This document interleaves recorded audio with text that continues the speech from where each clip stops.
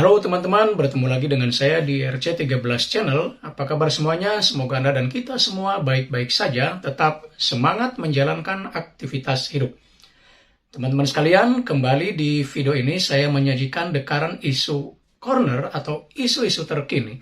Dan untuk isu kali ini ya datang dari Partai Keadilan Sejahtera atau PKS ya, di mana salah seorang elitnya yaitu Pak Zulkifli Mansyah yang juga adalah Gubernur NTB beberapa waktu yang lalu mengatakan bahwa Raffi Ahmad, seorang selebritas ya, seorang artis yang sangat populer di tanah air, dianggap layak atau pantas dijadikan calon presiden di 2024. Nah, pernyataan dari elit PKS ini terkait dengan pantasnya Raffi Ahmad sebagai salah seorang capres di 2024 ini sangat menarik.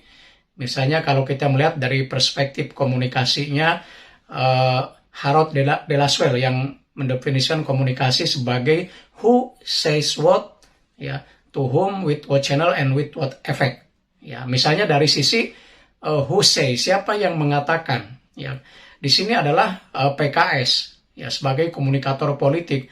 Nah, keberadaan PKS tentu saja menarik ketika menyebut Raffi Ahmad sebagai calon yang layak sebagai presiden di 2024. Menarik karena pertama, ya PKS kan selama ini selalu diasosiasikan dengan Anies Baswedan atau Gubernur DKI sekarang yang dalam berbagai survei ya namanya sering muncul sebagai salah seorang capres di 2024. Karena itu ketika kemudian Zulkifli Mansyah memunculkan nama lain selain Anies Baswedan, itu merupakan sesuatu hal yang menarik nih. Apakah sebagai alternatif atau apa gitu, apa yang menggerakkan Zulkifli Mansyah untuk menyebut nama Raffi Ahmad. Nah, ini berkaitan dengan yang kedua pesannya. Ya pesannya ya berkaitan dengan Raffi Ahmad sebagai artis yang dianggap layak sebagai capres. Nah, kalau kita melihat, ya jelas Raffi Ahmad adalah seorang figur artis yang boleh dikatakan saat ini di Indonesia mungkin yang figur nomor satu ya, yang paling populer.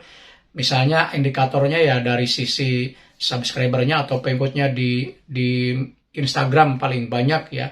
Kemudian juga di YouTube-nya, Run Entertainment, dan lain sebagainya ya. Sehingga penyebutan nama Raffi Ahmad dalam konteks politik Indonesia tentu sangat menarik. Nah, yang berikutnya yang perlu kita lihat adalah tentang with what effect-nya ya, pengaruhnya atau apa yang ingin dicapai oleh atau yang ingin ditargetkan oleh PKS ya dengan menyebut nama Raffi Ahmad sebagai calon presiden. Nah, saya melihat ini mungkin dalam konteks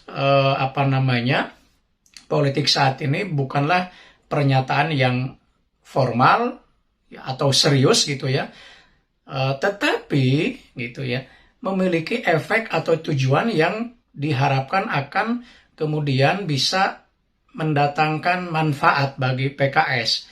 Jadi ini semacam menarik perhatian publik, ya, menarik atau to get attention ya, untuk mendapatkan atensi dari publik dengan menyebut nama Raffi Ahmad sebagai salah seorang capres oleh PKS, maka tentu ini akan menjadi perbincangan yang luas ya karena popularitasnya Raffi Ahmad kan. Dan ini menarik bagi banyak kalangan untuk kemudian mendiskusikannya, memperbincangkannya dalam berbagai forum. Sehingga orang kemudian akan berpaling kepada PKS atau memberikan perhatian kepada PKS. Kemudian yang kedua, kita tahu bahwa saat ini di negara manapun termasuk Indonesia kan dipenuhi oleh generasi Z ya, anak-anak yang anak muda atau bisa juga kaum milenial gitu ya. Maka dengan menyebut nama Raffi Ahmad, tentu saja menurut saya PKS sedang membidik kalangan milenial ya. kalangan anak-anak muda atau generasi sekarang yang potensi pemilihannya itu sangat besar karena jumlahnya juga saya kira sangat besar ya nanti di 2024. Sehingga kalau ada sosok yang kira-kira dianggap representatif di kalangan anak muda, itu kan akan memberikan nilai tambah. PKS akan mendapatkan kreditnya di situ. Dengan menyebut nama Raffi Ahmad, maka orang kemudian akan berikan perhatian ya, dan terutama kalangan muda gitu ya, sehingga itu akan menjadi wacana, akan menjadi perbincangan di kalangan mereka. Jadi sekali lagi ini tentu bukan pernyataan yang formal ya, apalagi serius gitu ya. Mungkin bisa juga ini disebut sebagai gimmick ya. Kalau dalam dunia hiburan pun ada banyak gimmick, maka dalam dunia politik pun ternyata juga bisa dimasuki gimmick-gimmick seperti ini ya, yang ya dalam rangka tadi itu to get attention dari publik, khususnya kalangan anak-anak muda ya. Nah, teman-teman, itu yang bisa saya sampaikan terkait dengan pernyataan PKS